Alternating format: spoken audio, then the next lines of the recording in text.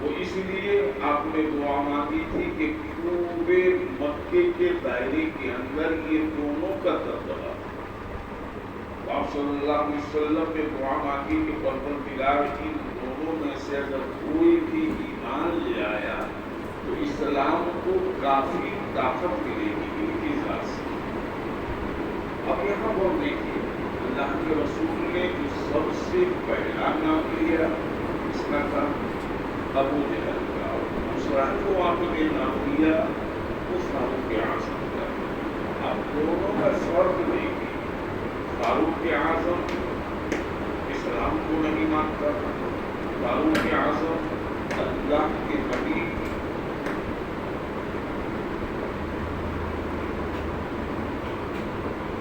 حضور سید عالم صلی اللہ تعالی علیہ وسلم کے قول کو نہیں مانتا تھا.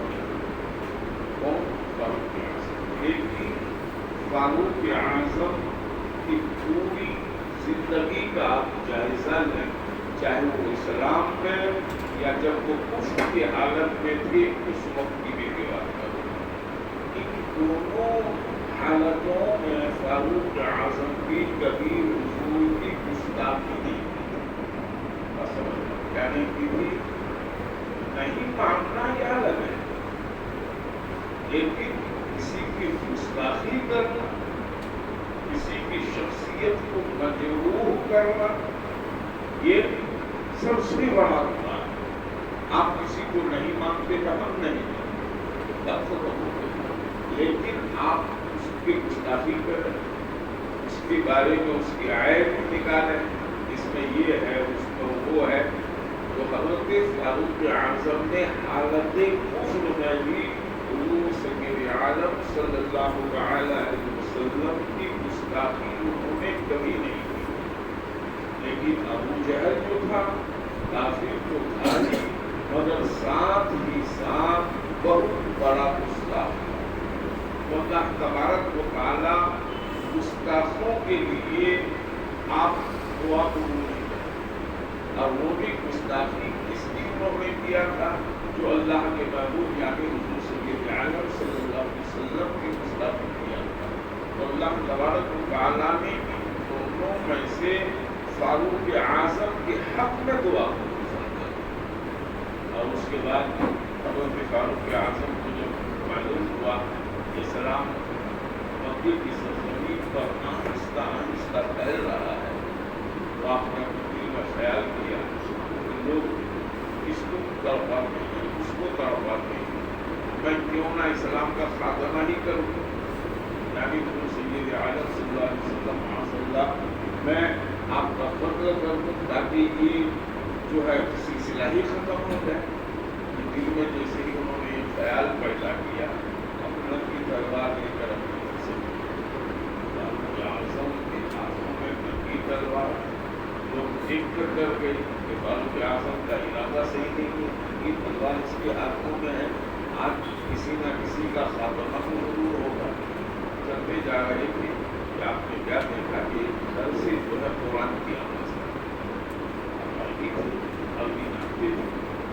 آپ سمجھ گئے کہ یہ کوئی اور کلام نہیں ہے، بلکہ محمد صلی اللہ علیہ وسلم جو کہتے ہیں کہ ہم پر قرآن اتر رہا ہے، یہ قرآن ہی کی آپ الفاظ ہیں.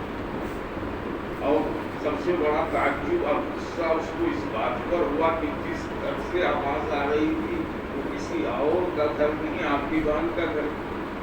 آپ نے دروازے میں آواز دی، دروازہ نہیں کھلا، دوسرے آپ نے آواز لگائی، پھر آپ نے آواز زور سے لگایا کہ میں فاروق بول رہا ہوں، دروازہ کھول.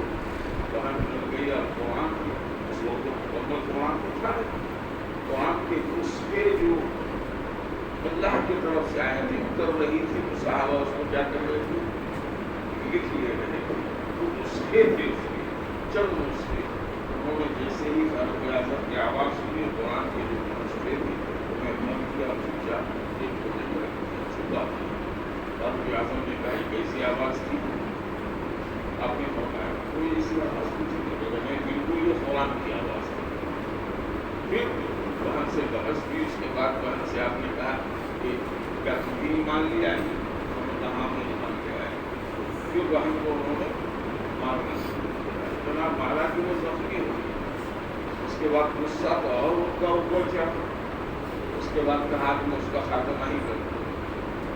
پورا لے کر حضور سید عالم صلی اللہ علیہ وسلم کی درگاہ کی طرف بڑھے. صحابہ نے آپ کو دیکھ لیا کہ ہاتھ میں ننگی تلوار ہے اور کہا کہ یا رسول اللہ فاروق اعظم آ رہا ہے. ارادہ ان کا صحیح ہے, ہاتھ میں ننگی تلوار ہے.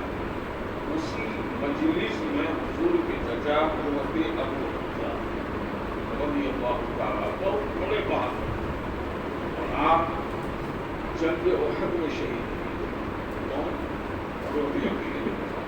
آپ کی شہادت پر خود حضور کی آنکھوں سے آنسو بڑے خوشبو چاہیے. جب فاروق اعظم کے بارے میں لوگوں نے کہا یا رسول اللہ ان کا ارادہ صحیح نہیں ہے, تو حضرت حمزہ نے کہا آنے کو اگر صحیح نیت سے آیا تو ٹھیک ہے, نہیں تو انہیں کی تلوار سے ملک کی جاتا.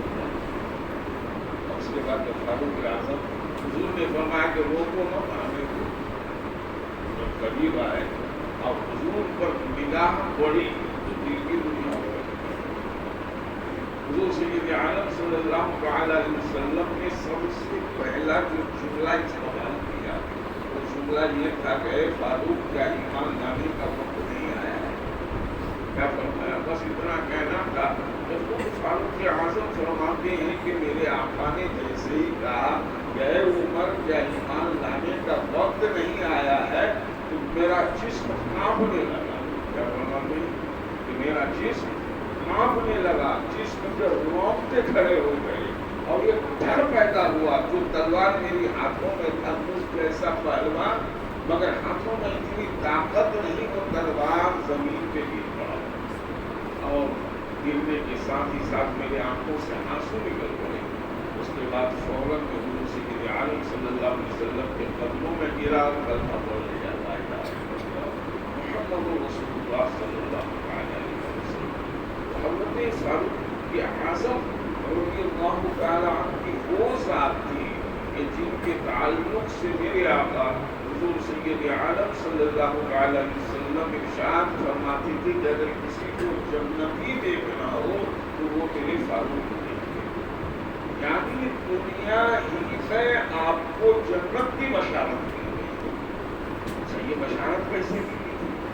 آخری حضرت فاروق اعظم کا آخری واقعہ سنیے, یعنی زندگی کا بھی آخری واقعہ کہ آپ خلیفہ دوم تھے اور آپ کے وقت میں دور دور تک اسلام پھیلا. آپ پوری ہسٹری دیکھیے. حضرت فاروق اعظم رضی اللہ تعالیٰ عنہ کے دور میں اسلام بہت دور تک پھیلا جو کسی اور کے دور میں نہیں پھیلا. مگر فاروق اعظم رضی اللہ تعالیٰ عنہ مسجد نبوی میں مصلی امامت بنا گئے.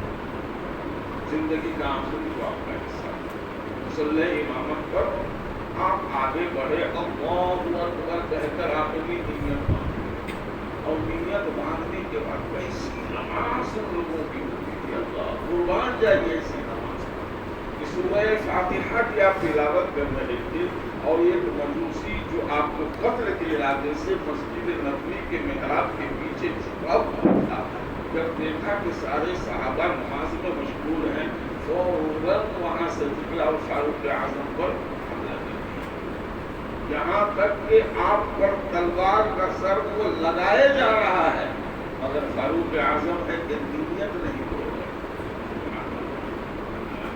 شریعت کا حکم ہے آپ نیت توڑ سکتے تھے مگر نماز کی محبت جسم پر کئی ضرب لگ چکے, یہاں تک کہ خون جب جسم کا زیادہ گر گیا اور آپ کے جسم پر ایک کشی طاری ہو گئی, آپ خود سے گر گئے. اب صحابہ کرام رضوان اللہ علیہ اجمعین نے اس مجوسی کو چاروں طرف سے گھیر لیا. جب انہوں نے دیکھا کہ اب میں بغا جاؤں گا تو اپنی تلوار سے خود ہی خودکشی کی ہے, یہ تعلیم. اب دیکھیے فاروق اعظم بے ہوش ہو کر زمین پر گر پڑے. نماز کی طرف جیسے ہی زمین پر گرے اور پھر جب آپ کو ہوش آیا تو آپ نے کہا کہ لوگوں یہ بتاؤ کیا نماز کا وقت باقی ہے؟ کیا محبت تھی نماز.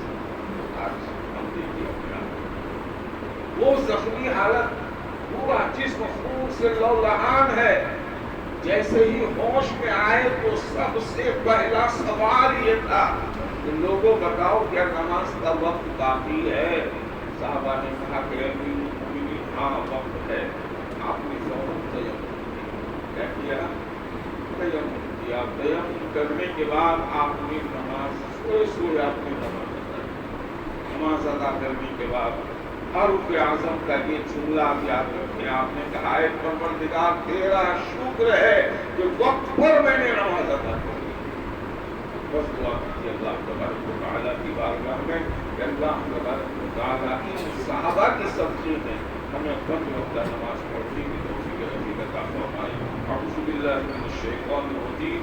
सुब्हान रब्बिका रब्बिल इज़्ज़ति अम्मा यसिफून व सलामुन अलल मुरसलीन वल्हम्दुलिल्लाहि